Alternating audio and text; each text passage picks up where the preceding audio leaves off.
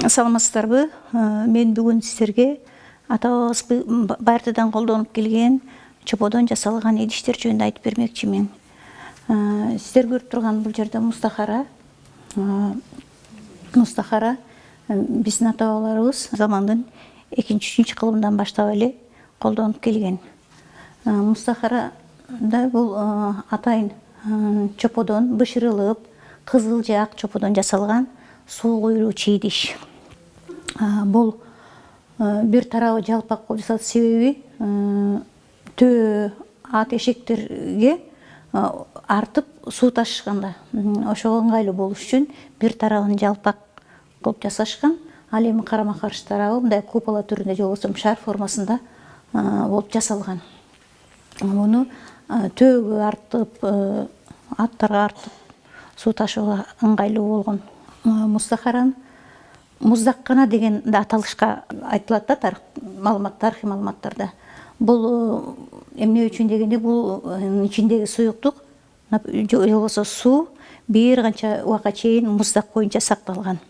Даван мамлекети биздин заманга чейин 3-5 кылымдарда Фергана өрөөнүндө өкүм сүргөн тарыхый мамлекет. Ал Иракы, Чыгыш Кытай империясы, Перс мамлекети менен байланыш түзгөн калыптануу мезгилиндеги цивилизациянын өрчүү дооруна туш келген. Бул доордо колөнөрчүлүк, устачылык көркүнө чыгып, илим өнүгүп, 1000 жылдарга калуучу мурастар пайда болгон.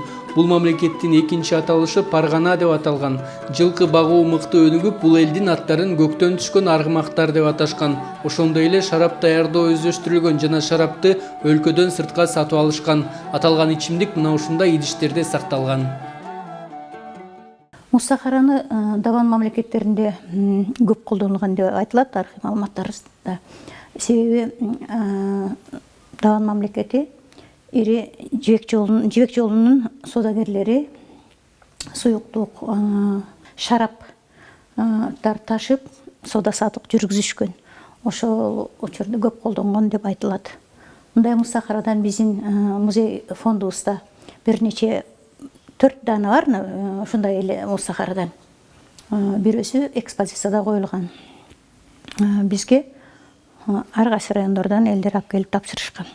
Мустахаранын ар түрдүү формада болгон, кичинекейлери да болгон, орточолор болгон, ушундай чоңдору болгон.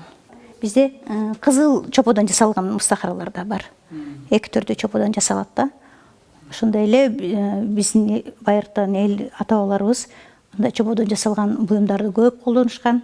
Казандар, чопо идиштер, мындай кумуралар, мындай чөйчөктөр, кичинекей чөйчөктөр, ийик баштар баардык чоподон жасашып колдонуп келишкен өздөрүнүн тиричилигинде. Аталган чопо буюмдары жайгашкан жери жана колдонулган дооруна карап өзгөчө бир канча айырмачылыктарга ээ. Анткени ар элдин колөнөрчүлүк өнөрү ар элдин жашоо маданиятына шайкеш өнүккөн. Биздин аймакта куту ушундай формада жасалганы колдонулганда, ал эми мына Казакстанда колдонулган эмелерди да көрдүм мен.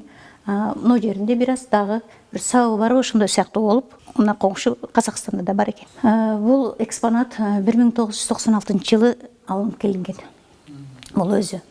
Элдер тапшыра сайтта колундагыларынча бул экспонат Каракулжадан тапшырылган 1996 жылы. Ошол мезгилге чейин аларда сакталган болуш керек.